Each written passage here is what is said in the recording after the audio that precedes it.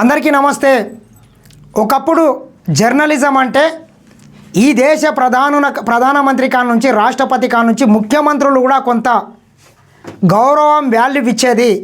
ఈ ప్రజాస్వామ్య వ్యవస్థలో మీడియాను అత్యంత శక్తివంతమైనదిగా ఫోర్త్ ఎస్టేట్ కింద ప్రజలు కొలుచుకుంటారు। ప్రజలకు ప్రభుత్వానికి మధ్యగా వారధిగా ఉంటూ ప్రభుత్వం తీసుకున్నటువంటి అనేక కార్యక్రమాలపై లోతుగా విశ్లేషణ చేసుకుంటూ ప్రభుత్వం తీసుకునేటటువంటి కార్యక్రమాల్లో ఉన్నటువంటి లోటుబాట్లను కూడా సవరించుకునే విధంగా జర్నలిజం ఉండేది। జర్నలిస్టులన్నా జర్నలిజం అన్నా ప్రభుత్వాలకు కానీ అత్యున్నతమైనటువంటి పదవులలో ఉన్నటువంటి ప్రముఖులకు కూడా జర్నలిస్టుల పట్ల అంత గౌరవం ఉండేది। కానీ రాను రాను రాను జర్నలిజం అనేటటువంటిది ఏ రకంగా తయారైందంటే బ్రోకరిజం కింద మారిపోయింది। కొంతమంది నకిలీ జర్నలిస్టుల వ్యవహారం వల్ల, కొంతమంది ఈ రకంగా బ్లాక్మెయిల్ దందాలు చేయడం వల్ల జర్నలిజంకు రోజుకు రోజుకు సమాజంలో వాల్యూ లేకుండా పోతున్నది।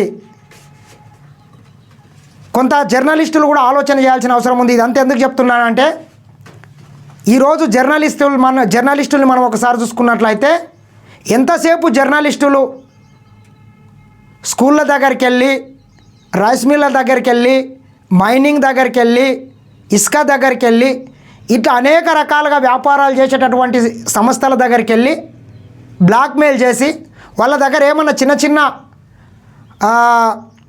ఏదైనా లోటుపాట్లు ఉంటే, ఏదైనా చిన్న చిన్న మిస్టేక్లు ఉంటే వాటిని హైలైట్ చేసి వాటిని కొంత వార్తల కింద ప్రచురం చేసి బ్లాక్మెయిల్ చేసి వసూళ్లకు పాల్పడుతున్నారు ఈ నకిలీ జర్నలిస్టులు, కొంతమంది జర్నలిస్టులు। వీళ్ళ వల్ల నిజమైనటువంటి జర్నలిస్టులకు కూడా కొంత సమాజంలో ప్రజల దగ్గర వాల్యూ తగ్గిపోతుంది। ఒకప్పుడు జర్నలిస్ట్ అంటే చాలా వాల్యూ ఉండేది మార్కెట్కు। ఇదంతా ఎందుకు చెప్తున్నానంటే ఇటీవల విద్యా సంస్థలు చాలా అయినాయి। చాలామంది జర్నలిస్టులు అనేక విద్యా సంస్థల దగ్గరికి వెళ్ళి నీ దగ్గర తొక్క లేదు, తోటకూర లేదు, ఈ పర్మిషన్ లేదు, ఆ పర్మిషన్ లేదు, మీ బస్కు టైర్ లేదు, ఇట్లా అని రకరకాలుగా వాళ్ళని కొంత ఇబ్బందులకు గురి చేసుకుంటా వాళ్ళ దగ్గర వసూళ్ళకు పాల్పడుతున్నారు। సరే ఈ పర్మిషన్లు ఏం లేకుండా అంతిమంగా పర్మిషన్లు ఇవ్వాల్సినది ఎవరు? ఓ బస్సుకు పర్మిషన్ లేకుంటే ఆర్టీ అధికారులు ఇవ్వాలి, ఏదన్నా స్కూల్కు పర్మిషన్ లేకుంటే విద్యా సంస్థలకు సంబంధించినటువంటి ప్రతి దాని మీద డిఈఓలో ఎండిఓలో ఈ రాష్ట్రానికి సంబంధించినటువంటి విద్యామండలి వాళ్ళు చూసుకుంటారు। మరి మధ్యలో వీళ్ళది ఏంది? వీళ్ళది అంతా ఒకటే, వీళ్ళది బ్లాక్మెయిల్ చేయడం, బెదిరించడం, వసూళ్ళకు పాల్పడడం, ఈ రకంగా చేస్తున్నారు। మీకు నేను ఒకటి చూపించే ప్రయత్నం చేస్తాను। ఇటీవల ఒక పేపర్లో ఆంధ్రప్రభ అనేటటువంటి ఒక పేపర్లో కొడంగల్కు సంబంధించినటువంటి ఒక స్కూల్కు పర్మిషన్ లేదంటూ, ఒక స్కూల్ బస్కు పర్మిషన్ లేదంటూ ఒక కథనం రావడం జరిగింది। తనిఖీలను తప్పించుకుంటూ ఫిట్నెస్ లేని బస్సులో విద్యార్థుల తరలింపంట। తనిఖీలను తప్పించుకుంటూ ఫిట్నెస్ లేని బస్సులలో విద్యార్థుల తరలింపు అనేటటువంటి ఒక కథనం రాసిండ్రు। నిజంగా మనం గతంలో కూడా అనేక స్కూల్ బస్సులు కొంత ప్రమాదాలకు గురై పిల్లలు చనిపోయినటువంటి ఘటనలు కూడా ఉన్నాయి। నిజంగానే మన ప్రాంతంలో కూడా ఈ రకంగా ఏమైనా జరుగుతుందా? నిజంగానే మరి ఏదైతే వీళ్ళు రాసినటువంటి ఈ స్కూల్ ఏదైతే ఇండస్ వ్యాలీ అనే స్కూల్కు సంబంధించినటువంటి బస్సు గురించి ఒక కథనం రాసిండ్రు। మా కొడంగల్ ఏమైనా జరిగితే ఇది ముఖ్యమంత్రి నియోజకవర్గం, కొంత ప్రభుత్వానికి కూడా చెడ్డ పేరు వచ్చే అవకాశం ఉంది। మరి ఈ రకంగా జరుగుతుంటే మరి జిల్లాకు సంబంధించినటువంటి విద్యా అధికారులు, డిఓ కావచ్చు, ఎంబీఓ కావచ్చు, ఈ అధికారులంతా ఏం చేస్తున్నారు అనేటటువంటి దాని మీద కొంత మేము ఈ స్కూల్ యాజమాన్యాన్ని కూడా సంప్రదించడం జరిగింది। ఎందుకు మీరు పర్మిషన్ లేని, ఎందుకు ఫిట్నెస్ లేని బస్సును వాడుతున్నారని మేము అడిగితే వాళ్ళు ఏం సమాధానం ఇచ్చిండ్రా అంటే నేను ఒకసారి మీకు చూపిస్తా। లేదు సార్, మేము ఆ బస్సుని లాస్ట్ మంతే కొన్నాం, ఇది జూన్ కదా, మే 13th రోజు మేము బస్సుని కొన్నాము, అది కొత్త బస్సు, దానికి ఫిట్నెస్ లేకపోవడం ఏంది? కొంత ఆ పేపర్ వాళ్ళు మమ్మల్ని బ్లాక్మెయిల్ చేసే విధంగా వాళ్ళు ప్రయత్నాలు చేస్తున్నారు, మేము వాళ్ళకి పైసలు ఇవ్వకపోవడం సరికి ఈ రకంగా కథనం రాసినరని విస్తుపోయే నిజాలను అయితే వాళ్ళు బయట పెట్టడం జరిగింది। నేను కూడా ఒకసారి మీ బస్సుకు సంబంధించినటువంటి పర్మిషన్లు ఏమన్నా ఉంటే పంపించడానికి నేను ఒకసారి వాళ్ళని అడిగితే వాళ్ళు పంపించారు। మీరు చూడొచ్చు ఒకసారి।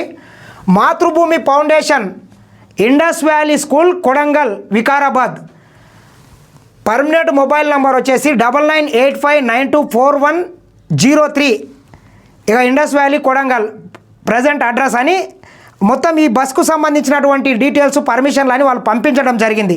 నిజంగా ఈ బస్సు మరి ఎప్పుడు కొన్నారని మనం ఒకసారి చూసినట్లయితే యాక్సిస్ బ్యాంక్ వాళ్ళు లోన్ ఇచ్చిండ్రు. ఇక్కడ మీరు చూడొచ్చు 13/5/2025 అంటే లాస్ట్ మంత్. ఈ కథనం ఏనాడొచ్చింది 12/6/2025 అంటే ఈ కథనం ఏకన్నా ఒక నెల ముందు, ఒక 29 రోజుల ముందే ఈ బస్సును కొనడం జరిగింది. మరి కొత్త బస్కు ఫిట్నెస్ లేకుండా పర్మిషన్ లేకుండా ఏ రకంగా తిప్పుతారు? మరి ఏందా ఇట్లా దాని మీద ఉన్నది కదా, మొత్తం బస్సుకు పర్మిషన్ ఉంది, కొత్త బస్సు ఫిట్నెస్ ఉంది, అన్నీ ఉన్నాయి కదా అని అంటే మళ్ళీ ఏమంటాడు రిపోర్టరు, సంబంధిత వార్త రాసినటువంటి అధికారి, ఈ వార్తకు నాకేం సంబంధం లేదు, ఇది పలాని మా పెద్ద సార్ రాసిండు, ఆయన తాండూరులు ఉంటాడు, ఏదన్నా ఉంటే ఆయన దగ్గరికి వెళ్ళి మాట్లాడుకొని సెటిల్మెంట్ చేసుకోండి అని చెప్తాడు. అంటే వీళ్ళు జర్నలిజం చేస్తున్నారా, బ్రోకరిజం చేస్తున్నారా, వసూళ్ళకు పాల్పడుతున్నారా? ఈ స్కూల్ని బ్లేమ్ చేయడం ద్వారా ఏదైతే కొడంగల్ కావచ్చు, ఇట్లా అనేక ప్రాంతాల్లో చాలా స్కూళ్ళు ఉంటాయి, వాళ్ళకి మధ్యలో కాంపిటీషన్లు ఉంటాయి. ఈ ఇండస్ వ్యాలీకి సంబంధించినటువంటి స్కూల్కు పర్మిషన్ లేదు, బస్కు పర్మిషన్ లేదు, నాసి రకం బస్సు, ఫిట్నెస్ లేదని ఈ రకంగా వీళ్ళు తప్పుడు ప్రచారం చేయడం ద్వారా అంతిమంగా ఇంకొక స్కూల్కు కొంత మేలు జరిగే విధంగా వీళ్ళ యొక్క పనితనం ఉందని చెప్పి కొంత అర్థమైంది నాకు. ఎవరి కళ్ళలో ఆనందం చూడడం కోసం ఎవరినో ఏమో చేసినా అని చెప్తాడు కదా, ఇట్లా వీళ్ళు కూడా ఈ రిపోర్టర్లు అందరు కలిసి ఒక సిండికేట్గా ఏర్పడి నీ ఒక్కని బ్లాక్మెయిల్ చేయి, నేను ఒక్కని బ్లాక్మెయిల్ చేస్తా, వచ్చిన దాంట్లో మనం అందరం పంచుకుందాం అనే రీతిలో వీళ్ళు విధులు నిర్వహిస్తున్నారు అని చెప్పి కొంత మాకు స్పష్టంగా అర్థమవుతున్నది. దయచేసి ఇటువంటి పనులు చేయకండి. వీళ్ళు ఇంకోటి ఏం చెప్తున్నారు, స్కూల్ బస్కు అది ఇంకేమో లేదని చెప్తున్నారు.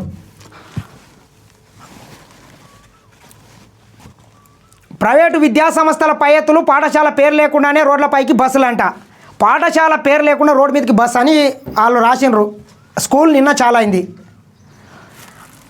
ఆ బస్సుకు పాఠశాల పేరు ఎందుకు రాయలేదని నేను వాళ్ళని సంబంధిత యాజమాన్యాన్ని అడిగితే, ఆ బస్సు ఇంకా రిజిస్ట్రేషన్ కాలేదు సార్, అది రేపు రిజిస్ట్రేషన్కి ఉంది, దాన్ని స్లాట్ బుక్ చేసినాం ఆల్రెడీ. రిజిస్ట్రేషన్ అయినంత వరకు ఆర్టీఏ నిబంధనల ప్రకారం బస్సు మీద ఎటువంటి బ్యానర్లు కానీ స్కూల్ పేరు కానీ ఏది రాయొద్దు. వన్స్ ఒకసారి రిజిస్ట్రేషన్ అయిన తర్వాతనే అవన్నీ రాయడానికి ఆస్కారం ఉంటుంది. మేము ఖచ్చితంగా అన్ని పర్మిషన్లు తీసుకుంటాము, అన్నీ ఫాలో అవుతాము, మమ్మల్ని కొంత వాళ్ళు బెదిరిస్తున్నారు, బ్లాక్మెయిల్ చేస్తున్నారు అని చెప్పి వాళ్ళు చెప్పడం జరిగింది.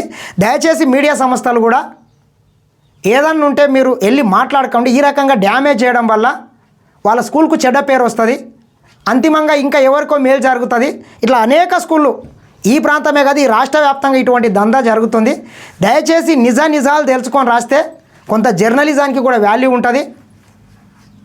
ఎందుకంటే మీరు నిజంగానే ఆ బస్సుకు ఫిట్నెస్ లేకుంటే ఇంకోటి లేకుంటే ఇచ్చేటోళ్ళు వీళ్ళు కాదు కదా, అధికారులు ఇస్తారు. అధికారుల దృష్టికి తీసుకెళ్ళండి, హెచ్చరించండి. ఆ రకంగా మీ రాతలు ఉంటే బాగుంటాయి. కానీ ఈ రకంగా ఒక్కరిని మాత్రమే టార్గెట్ చేసుకుంటా ఇంకెవరికో మేలు జరిగే విధంగా మీరు కథనాలు రాయడం వల్ల అంతిమంగా వీళ్ళకి లాస్ జరుగుతుంది.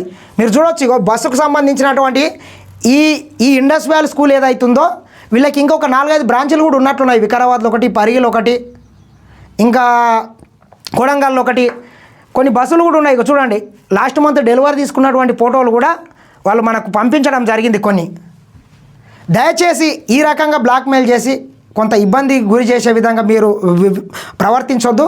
ఎందుకంటే చాలా కూడా ఇంకా అనేక విషయాల మీద కూడా కొంతమంది ఈ రకంగా జర్నలిస్టుల పేరు మీద బ్లాక్మెయిల్ చేస్తున్నారని కూడా మాకు దగ్గర స్పష్టమైనటువంటి రికార్డులు కూడా ఉన్నాయి. కొంతమంది ఊర్లల్లో ఏం చేస్తుంటారంటే ఈ ప్రభుత్వం ఇచ్చేటటువంటి కంట్రోల్ బియ్యం మొత్తం కొంత బ్లాక్ మార్కెట్లకు తరలిస్తుంటారు. వాళ్ళందరి దగ్గర కూడా ఎవరెవరైతే ఈ బ్లాక్ మార్కెట్ దందా చేస్తారో వాళ్ళందరి దగ్గర కూడా ప్రతీ నెల ఇంత చొప్పున వీళ్ళందరూ కలిసి ఒక వసూళ్ళకు పాల్పడుతున్నారు. అదేవిధంగా రైస్ మిల్ల దగ్గర వసూలు చేస్తున్నారు, రేషన్ షాప్ల దగ్గర వసూలు చేస్తున్నారు, కంకర మిషన్ల దగ్గర వసూలు చేస్తున్నారు, శాండు ల్యాండు ఇట్లా ప్రతి దాంట్లో కమిషన్లు దండుకొని బ్లాక్మెయిల్ చేసి నిజమైన జర్నలిస్టులకు మాత్రము కొంత వీళ్ళు ఈ సమాజంలో చెడ్డ పేరు తీసుకొచ్చే విధంగా వీళ్ళ యొక్క వ్యవహారం ఉంది. దయచేసి ఏమన్నుంటే మీ విద్యా సంస్థలు కావచ్చు, మీరందరూ కూడా కొంత జాగ్రత్తగా అన్ని పర్మిషన్లు తీసుకోండి. ఎందుకంటే పిల్లల బంగారు భవిష్యత్తుకు సంబంధించినటువంటి ఇష్యూ కాబట్టి ఏదైనా జరగరాంది జరిగితే పిల్లలకు ఇబ్బంది అవుతుంది. వీళ్ళు ఎవడో భయపెట్టిండని చెప్పి వాళ్ళ కోసం వాళ్ళ లంచాలు ఇచ్చి మీరు తప్పుడు సర్టిఫికెట్లు, ఫిట్నెస్ లేని బస్సులని రోడ్ల మీద తిప్పడం వల్ల కూడా కొంత విద్యార్థులకు ఇబ్బంది కలిగే అవకాశం ఉంటుంది. దయచేసి దీని మీద కూడా